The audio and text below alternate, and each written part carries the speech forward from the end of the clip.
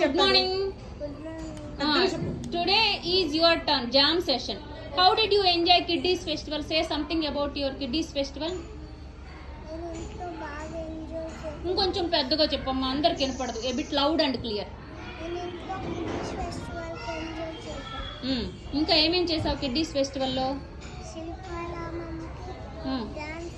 శిల్పారామంలో జరిగిందా kiddies festival? ఇంకా dance కూడా వేసావా? ఇంకా ఏమేం స్టేజ్?